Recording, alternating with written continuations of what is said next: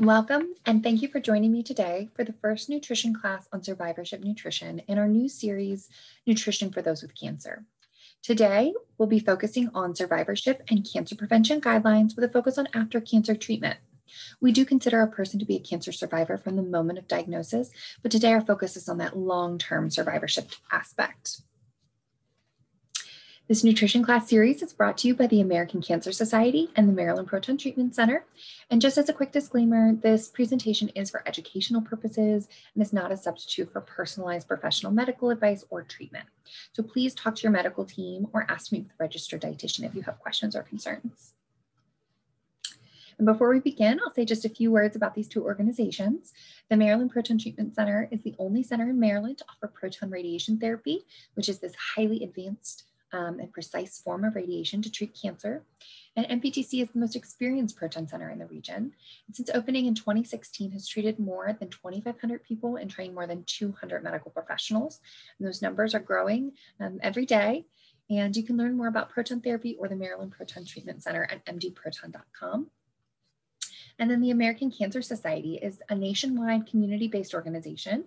Their local office is here in Baltimore, and they're committed to eliminating cancer through promoting healthy lifestyle, cancer research, fighting for policy change, and providing resources and support for those impacted by cancer. And they do provide assistance with transportation, lodging, cancer information, and advocacy. And if you aren't already familiar with their resources, I highly encourage you to go visit cancer.org to see all that they have to offer. And then just a bit about me so you know who I am. My name is Emily Bozzell. I'm the clinical nutritionist at the Maryland Proton Treatment Center. I am a registered dietitian, a licensed dietitian nutritionist in the state of Maryland, a certified nutrition support clinician, and I am board certified specialist in oncology nutrition.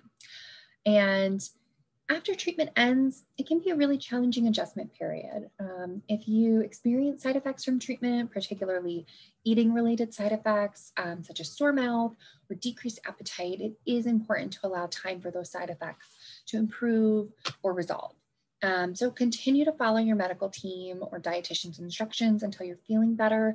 It is most important to prioritize allowing your body to heal and recover from treatment before making any changes to your diet or lifestyle. So if you have questions about if you're ready to make any changes, definitely check with your cancer care team and make sure that you don't have any restrictions moving forward.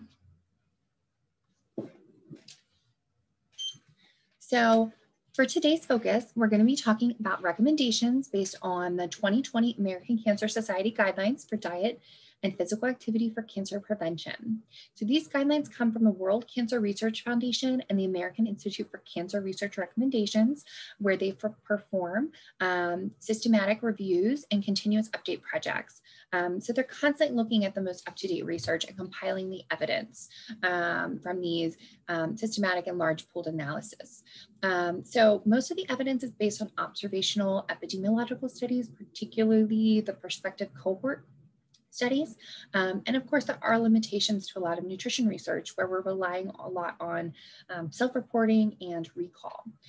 So it is important to note that these recommendations just aren't for cancer prevention. They're also, general recommendations that can help towards reduce other chronic diseases. So diabetes, heart disease, and they are pretty consistent with recommendations for diet and physical activity put forth by the Department of Health and Human Services, the American Heart Association, the American Diabetes Association, and these are widely regarded recommendations to help prevent many chronic diseases. So to start with, we'll be talking about diet and nutrition recommendations.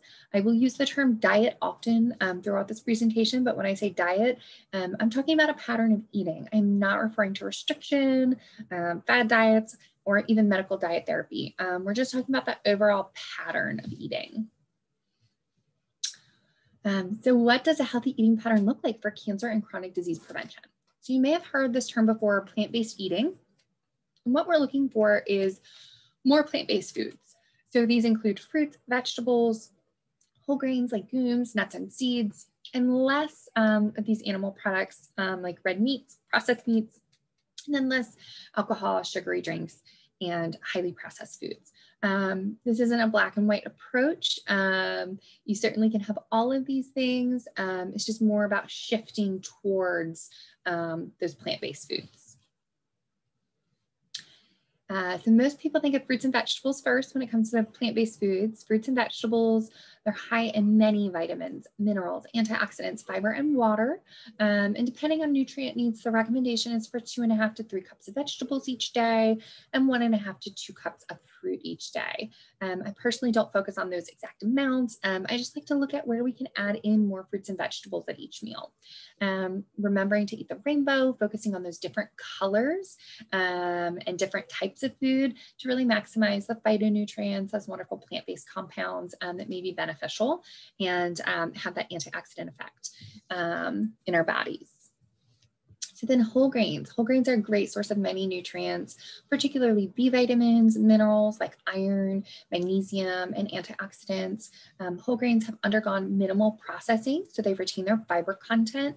And you do want to look for, whole grain is that first word on the label of products, but some good things would be whole oats, whole wheat products, whole grain barley, buckwheat, bulgur, brown rice, quinoa. There's really a lot of variety these days in grocery stores for whole grain items. And not all grains have to be whole, but we should be aiming for at least half the grain items we consume to be coming from those whole grain sources. So legumes, so these include beans, lentils, edamame, and other soy foods, and they're a wonderful source of fiber and protein. They also include many nutrients, including iron, folate, calcium, potassium, and zinc. And of course, as plant-based foods, they contain those phytonutrients and antioxidants as well. And legumes are also a great substitute for, decreasing some of those animal products, that meat in our diet. These are wonderful plant alternatives. So nuts and seeds, they're also rich in fiber and protein. They contain many nutrients, including vitamin E, magnesium, selenium, and antioxidants. Almonds, cashews, walnuts, macadamia nuts, pecans, Brazil nuts, chia flax. So these are just some of the more common ones you might see at the grocery store. They're all wonderful options to include in our diet. And if you do have issues with harder texture foods, the nuts and seeds, you can look for the nut butters. Just look for the sugar-free options, the ones that really are just the nuts or seeds ground up. You can try to blend them in a smoothie, add them to sauces. And so there's lots of good ways to incorporate these. Herbs and spices. So I personally think this is the untapped potential for a lot of people. Herbs and spices contain a variety of different antioxidants and phytonutrients. So they can improve the flavor and taste of foods. They can replace some salt in cooking. And this increase in flavor might actually also help us eat more mindfully. If we're looking at weight management, it can help us to eat a little bit less and, help us feel more satisfied. And then, I like to include herbs and spices throughout meals and snacks to figure out, where you could add a little extra flavoring, a little sprinkle, a little bit extra just to boost that phytonutrient content of your food. And then finally, really talking about those phytonutrients, we want to focus on eating the rainbow. So phytonutrients are compounds found in plants that may help prevent disease, and they often do function as antioxidants. So this is a really simplified table of some of the different colors and what phytonutrients are found in those colors. But the important thing to realize here is that different colors contain different phytonutrients, and different phytonutrients have different properties to them. So not just getting a variety of foods, but getting a variety of colors in our diet. So that's where Eat the Rainbow comes in, looking at your plate and, seeing, do you have a variety of colors in your diet and a variety of foods? So definitely something, if you feel like you're already doing really well, you're getting a lot of, fruits and vegetables, think about where could you add more color and what other things could you try to add in a little variety. So then kind of getting into these other things that don't fall into the plant-based category. Dairy, intake of dairy may decrease the risk of some cancers, possibly increase the risk. There's kind of inconclusive. So there are no specific recommendations. What I always say is if you enjoy it, consume it. It is a great source of protein and calcium. I personally really enjoy it. So it's one of those things, there's no recommendations on that. Alcohol. So when it comes to alcohol, it is best to avoid or at least limit it. Drinking alcohol does increase the risk of some cancers. So if you choose to consume alcohol, limit it to moderate consumption. So that's no more than 1 drink a day for women or 2 drinks a day for men. Red and processed meats should be limited. So ideally, we're limiting red meats to no more than moderate amounts. So the American Institute for Cancer Research recommends no more than 12 to 18 ounces of cooked red meat weekly. So that does include the beef, pork, lamb. And while you don't have to consume meats to get the nutrients you need, red meats are a good source of protein, iron, zinc, and B12. So you don't have to completely avoid those red meats if that's something you enjoy, but we do want to just limit it. And then we do want to avoid consuming processed meats or consume very sparingly. So processed meats are those that are preserved by smoking, salting, curing, adding chemicals. I always think of hot dogs, bacon, deli meats. We really want to limit those as much as we possibly can, or totally avoid. And then, choosing those proteins like fish, seafood, poultry, beans, plant-based alternatives more often. Added sugars. So these are found in many foods, especially sugar-sweetened beverages and some processed foods. And we do want to limit these. We want to be choosing water as our primary beverage of choice, and other unsweetened beverages. That being said, you certainly don't have to be afraid of sugar. And in fact, I would against being, too strict with it. And, feeling like you absolutely can't have any sugar. That over restriction of food often leads to preoccupation with that food, and, can create a little bit of a disordered relationship with eating. So for this, I would focus more on just choosing water more often, making that your beverage of choice, and having these, sugar added or high sugar foods, just less frequently. Processed foods. So while certainly overly processed foods we do want to avoid, some processing can be good. So foods like canned beans, vegetables, fruits, frozen fruits, vegetables, grains, they can increase the convenience of foods.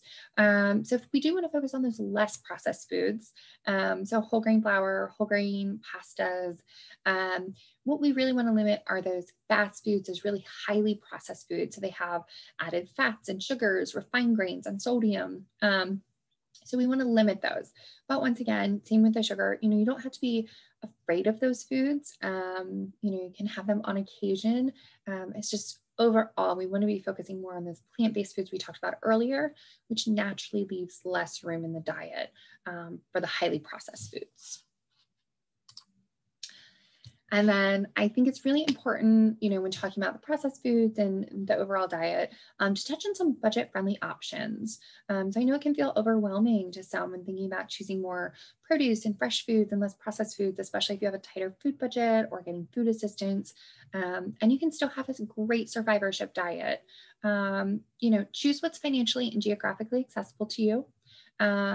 Things like oats, peanut butter, dried or canned beans, dried brown rice, whole grain pastas, canned vegetables, canned fruits, frozen vegetables and fruits. I always do like to make a note, if you're doing, the canned vegetables, look for that low sodium. If you have the option, if you're doing canned fruits, look for a 100% juice as opposed to a heavy syrup. In-season produce is always going to be a cheaper option. And then things like, bananas, oranges, apples, potatoes, onions, carrots, things that you kind of get in a bulk bag tend to be a lot cheaper. So just some things to think about, depending on where you are, and, who doesn't like to stick within their food budget each week? So these are great foods just to kind of throw in amongst the rest to really help you get in these whole grain foods, the legumes, and your produce in a budget-friendly fashion. And then the New American Plate. So this is a great visual guide. This is from the American Institute for Cancer Research, and it helps us to see the visual of the plate, what we're looking for. So we want at least 2/3 being plant-based foods, so those fruits, vegetables, whole grains, beans, and then 1/3 or less being the animal foods or animal proteins. So this is just something that you can, think about, look down at your plate and kind of evaluate, how do most of your plates look? Is it, the classic standard American diet where, maybe half the plate is covered in meat? and just a quarter a plant-based food? Or, are you doing this, half to 2/3 with plant-based foods and limiting those animal proteins? So this is just some meal examples, kind of putting together what we just talked about. So you can take, typical breakfast, scrambled eggs, white toast, orange juice. So we can make just some simple adjustments. We could add in some spinach and tomatoes, swap it out for whole wheat toast, change the juice to whole orange. So by making these little swaps, we're adding in vegetables, we're adding in whole grains, whole fruits, we're adding fiber, we're adding phytonutrients. In the next case, just some oatmeal and milk. So here we could add some grated carrots, some chopped apples or pears, some cinnamon or ginger, and that milk. So here, we already have that base of whole grains, but we're adding in produce. We could even add in a swirled nut butter if we wanted to boost up the calories and the protein a little. So, just thinking about ways that we're adding to what we're already consuming, or making simple swaps that make sense. So standard lunch, deli meat sandwich, and white bread with some chips. So we could swap out that deli meat for some spiced, chicken or turkey that's fresh cooked. We could add in some carrot or bell pepper sticks to the side and still have, a small serving of those chips. So, if we can replace that processed meat with fresh meat, we could swap in some whole grains for the bread. We could add in some vegetables and some phytonutrients there. And notice, I didn't suggest totally getting rid of the chips. We're just adjusting the portion down. We're filling up the plate with more vegetables. We're naturally allowing less room for the chips. So, a perfect diet doesn't exist. It doesn't have to be this all or nothing approach. I like to focus on what we're adding rather than, what we're restricting off the plate. And then finally, we have this big steak dinner with a side of macaroni and cheese. So a really easy fix, decrease the portion of that red meat that you're doing. In this case, it's still a decent size. So maybe you'd only have one other red meat serving that week if you wanted to. You could swap it out for chicken, another meat substitute, beans, and then, you could add on a large side salad and have a smaller serving of that mac and cheese, naturally, just because the salad's filling up more of your plate. So just some basic ideas, thinking about how you can still have all the foods that you enjoy, but how you're gonna, shift those proportions of food to, be following these cancer prevention guidelines. All right, so on to the dietary supplement recommendations. So dietary supplements include vitamins, minerals, amino acids, herbs, botanicals. The important thing to know about dietary supplements, they are not regulated the same as food or drugs. They do not require demonstrated efficacy. They're not guaranteed to contain substances in quantities claimed, and they may contain undeclared substances. So more is not always better. Just because it's natural does not mean it's safe. Supplements do have a place, and they can be useful and beneficial for those with deficiencies, but always ask your team if you have questions or concerns, and make them aware of anything that you're currently taking. The goal is to get nutrients through food alone, but if you are going to take supplements, we just need to make sure that it's through, a reputable source. You can look for that third-party testing on the label, just to make sure that it is, a safe product. The physical activity recommendations. So we want to aim for 150 to 300 minutes of moderate intensity physical activity per week, or 75 to 150 minutes of vigorous intensity physical activity, or an equivalent combination of those two. So that breaks down to around 30 minutes of moderate intensity physical activity most days. And children and adolescents should aim for at least an hour daily. And we do also want to limit sedentary behavior such as sitting or lying down. So if you're at a desk or other sedentary job most of the day, then just remember to take those breaks, get up, stretch, walk around a bit. And then muscle strengthening is important for overall health and maintaining muscle mass. It's not part of the survivorship, cancer prevention recommendations, but it's encouraged at least a few times a week. And when it comes to the physical activity, I always say, find something that you enjoy, find something that you love. That's going to make sure that you're doing it consistently. If it's something that you really don't enjoy, it's going to be really hard to maintain that long term. So, even walking is wonderful. Power walking counts as moderate intensity activity. So that can be a great thing to add into your day. And if you can't get it all in that, a straight 30 minutes, that's fine. You can break it up throughout the day. All right, so body weight recommendations. So the recommendation is to achieve and maintain a healthy body weight throughout life. The body mass index, BMI, you're likely familiar with, is a standard measure of weight relative to height. And if you aren't sure where you currently fall, there are many online calculators. You can see the link to the cdc.gov BMI calculator here. And then we can also look at the waist and hip circumferences and the ratio of those two numbers. And these are just standard measurements. There are certainly flaws with BMIs. It's a starting point. It's not accurate for all people. And certainly when it comes to cancer risk, we are looking at increased adiposity, so that excess body fat, that is more correlated with the higher risk of cancers. So you can be in those higher weight ranges and have more muscle mass. So just keep that in mind. That's why it's not always accurate. And if a person does fall into those higher weight ranges, we would want to aim for slow, sustainable weight loss of 1/2 to 2 pounds per week. You really don't want to rapidly lose weight. That can lead to malnutrition and is often unsustainable. And I think this is important too, to note that even just a moderate weight loss of 5% of total body weight. So just as an example, someone who weighs 300 pounds, that's just 15 pounds. That's been associated with improvements in health, including improved blood pressure, cholesterol levels, blood sugar levels. It's not always realistic to get down into that healthy BMI body weight range for all people, depending on where your starting point is. So, it's nice to know that just that moderate weight loss goal, just, 5 to 10% can lead to these drastic health improvements. And that's a great starting point. It's just the 5 to 10%. And, when talking about recommendations, I really want to stress the importance of, focusing on what to include in your diet and to avoid restriction. We're trying to improve our health here. We want to avoid things that are unsustainable, like restrictive dieting. That tends to damage our relationship with food, can lead to disordered eating patterns, and in the long term is not going to be sustainable, can contribute to that weight cycling where you lose weight, you regain more. So, that can be more harmful to our overall health.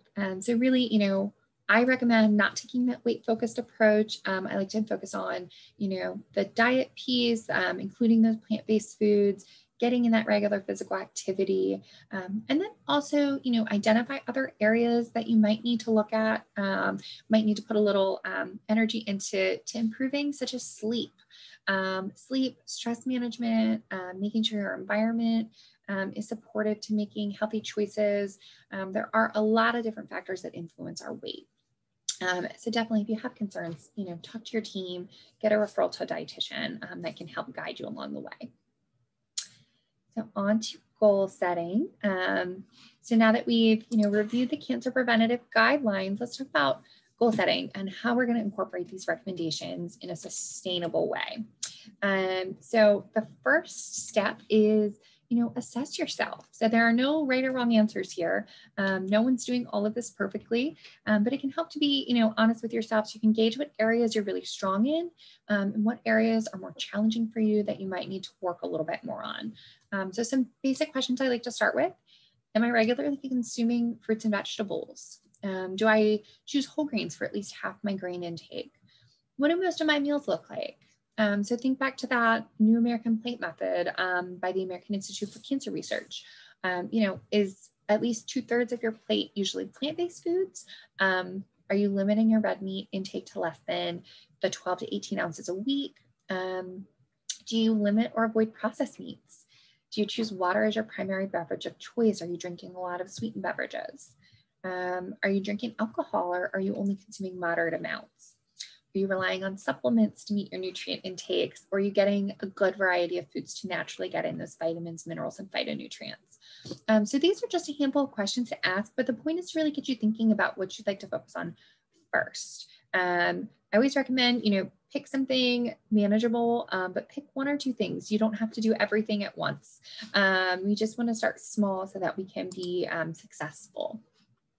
And then there are some other considerations that are important to take stock of prior to making changes. So how is your mental and emotional health? Depression, anxiety, stress, they can all make change and self-care really challenging. Do you have financial concerns that may impact your ability to purchase the food you'd like, or are you relying on food donations where maybe you don't have as much control over the foods that you have? Are there any other medical conditions to which you're following, a different medical diet, or do you have mobility issues to preparing your own foods? Are you sleeping well and enough? So sleep plays a huge role in that appetite regulation and weight. And then social support, environment, routine, I think all go hand in hand. But are there others in your household that would need to be on board with changes? Is someone else preparing or shopping for your foods? Are you on the road a lot or at home? How do meal times look? So there are a lot of barriers, and it's important to be realistic about what barriers you have and work on, supporting those foundational items first. And I highly encourage you, if you're having any mental or emotional health concerns, medical concerns, concerns about sleep, let your team know so we can help you make sure you have the right resources, whether that be social work assistants, a different medical specialist, meeting with a dietitian to really work out some of those kinks. All right, so when it comes to goal setting, you may or may not have heard of SMART goals before, but SMART goals are really about nailing down the details of the goal to make sure you can reach them. So when thinking about a goal, we want to make sure that it is specific. So what will you do? Measurable, can it be evaluated, and how will you know if you're achieving your goal? Achievable and attainable. So is it challenging but still possible? Realistic and relevant? Does it make sense? And time bound. Are there time limits? At what point you can reassess? And then the second part of goal setting that I think is really important is to see if you can do any habit stacking. So this is where you ask yourself, what are you already doing daily that you could tie this new goal or action to? So if you already have a habit, it can be really easy to tie another habit onto that, can just become second nature more quickly. So here are some examples of goal setting and habit stacking. They're just some very basic examples. I want to eat more vegetables. I'll eat at least one serving of vegetables at lunch daily, track my intake on a phone app, and evaluate my intake for 4 weeks. So it's specific, measurable, if you've accomplished this goal. It's pretty attainable. It's just focusing on one meal a day and just adding in a serving of vegetables. Habit stacking, might look like I prepare my lunch for the next day in the evening. So I'm going to portion out a serving of vegetables at that time. So you're already, doing this one action. It's easy to kind of load it on right at that point, and then it's prepared. Another goal. So this is, the general goal might be, I want to increase my physical fitness, but what does that actually mean? SMART goal would say, I will walk briskly for 20 to 30 minutes, 3 to 5 days a week, and I'll log my exercise on my phone, evaluate my progress each week for 4 weeks. So exactly, what you're going to do, how long you're going to do it, when you're going to do it for, and if you've, achieved that goal. Habit stacking, I already take 30 minutes to sit down and connect with my partner daily. We're just going to take that time. We're going to walk together. We're going to use that time that we are already carving out, and we're going to walk. So, these are just some very basic overviews. Yours might look very different, and that's totally fine. So I'd ask you at this point, think about what areas did you identify earlier that you'd like to work on, and how would you make that into a SMART goal? Are there any habits that you could tie that to making achieving it a little easier? And of course, when setting goals, start small. Small changes can reap big benefits. It's all about finding something that you can do consistently over the long haul, and resist the urge to do everything at once. Just set 1 or 2 goals to start with, continually reassess, check in on yourself, and see if you're moving forward. And then if you find that you're not being as successful with a goal, so, if you find, I can only work out, 2 days a week to take that walk, that's something to think about. Maybe you started out with too long of a duration to fit in. So maybe, we would adjust this down to just 15 minutes, 10 minutes to start with until it becomes a more regular thing. And then you can grow off of that. Maybe, your initial goal would be only 2 days a week because that's what's realistic for you. That's something that's attainable.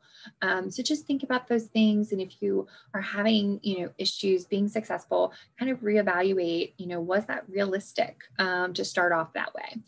It takes time to build on habits. So just, start small and then gradually advance to where you want to go. All right. And then whenever I talk about nutrition, I always like to close with a little bit about mindset. So always remember it's about the consistency over perfection. We want to focus on the general eating pattern of eating more plant-based foods. So we're aiming for variety. We're aiming for that, 1/2 to 2/3 of our being plant-based foods like fruits, vegetables, grains, legumes, nuts, seeds, herbs, and spices. We want to focus on eating for our healthy cells and what to include more of rather than that restricted mindset. And do remember, if you eat 3 meals a day, that is 1,095 meals a year. So one meal makes up just less than 1% of that total. So you can still enjoy all the foods. You don't have to be afraid of foods. We're looking at that overall, the big picture. And of course, facts over fear. If you're concerned or unsure about everything, ask your medical team, ask your dietitian. That's what we're here for. We want you to feel confident in the food choices that you're making. And then I'd just like to thank you for joining me today. And if you'd like any information about proton therapy or the Maryland Proton Treatment Center, please do go visit mdproton.com, or you can call 410-442-6486. And if you have any questions or would like more information about the American Cancer Society and the resources that they offer, you can visit cancer.org or call 1-800-227-2345. And then please join us in January. Our next topic for next month is management of nutrition impact symptoms, which is focusing on nutrition and symptom management during active cancer treatment. And that will be January 6th from 12 to 1 p.m. And January 14th from 6:30 to 7:30. And of course, they'll also be posting a recording if you're unable to attend live. And then you can always visit tinyurl.com/mptc-nutrition, where we'll post a copy of today's presentation, as well as additional resources for you. And you can always feel free to contact me for any questions about today's presentation at emily.bozzell@umm.edu. Thank you so much for joining me today. Hope you have a wonderful day.